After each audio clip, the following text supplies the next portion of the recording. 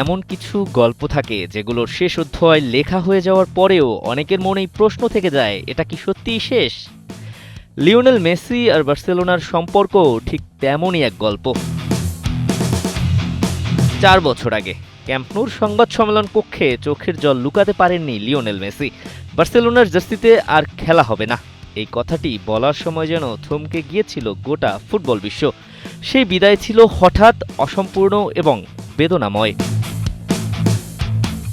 2021 সালের সেই অশ্রুসিক্ত বিদায়ের পর মনে হয়েছিল ফুটবল ইতিহাসের সবচেয়ে সুন্দর একটি অধ্যায়ের হয়তো পরিসমাপ্তি ঘটল। কিন্তু সময়ের সঙ্গে সঙ্গে বারবার ফিরে এসেছে একই প্রশ্ন, মেসি কি আরেকবার বার্সেলোনার জার্সি গায়ে তুলবেন?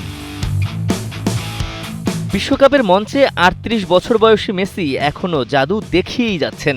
আলজেরিয়ার বিপক্ষে হ্যাট্রিক করে আলোচনার কেন্দ্রে যখন লিও, ঠিক তখনই স্পেনের সংবাদ মাধ্যমে ভেসে উঠেছে এমন এক খবর যা বার্সেলোনা সমর্থকদের হৃদয়স্পন্দন বাড়িয়ে দিয়ে নতুন এক স্বপ্নের পুনর্জন্ম ঘটাতে পারে। বিশ্বকাপের মঞ্চে 38 বছর বয়সেও নিজের জাদু ছড়িয়ে দেয়া আর্জেন্টাইন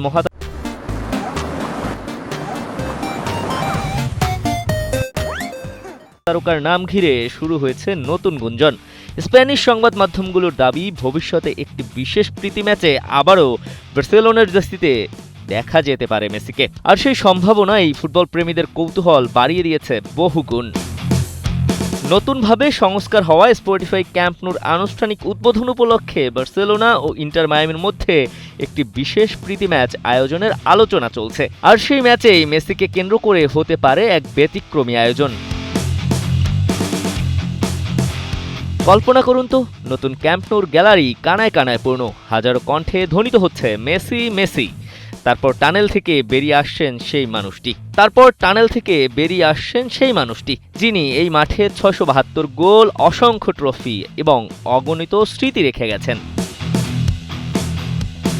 সবচেয়ে বড় কৌতূহলের জায়গা এখানেই। বিভিন্ন প্রতিবেদনে দাবি করা হচ্ছে প্রতীকী এই ম্যাচে মেসি দুই দলের জার্সিতেই খেলতে পারেন, অর্থাৎ একদিকে বর্তমান ইন্টার মায়ামি, অন্যদিকে তার ফুটবল জীবনের সবচেয়ে বড় পরিচয় বার্সেলোনা। সেটি যদি সত্য হয় তাহলে এটি শুধু একটি প্রীতি ম্যাচ হবে না, এটি হবে সময়ের দুই প্রান্তকে এক সুতোয় বেঁধে ফেলার মুহূর্ত। আর তখন ফুটবল বিশ্ব হয়তো বলবে, কিছু ভালোবাসার গল্পের শেষ অধ্যায় লিখতে একটু দেরি হয়, কিন্তু তা কখনো অসমাপ্ত থাকে না। দিবাকর চৌধুরী, কালের কণ্ঠ।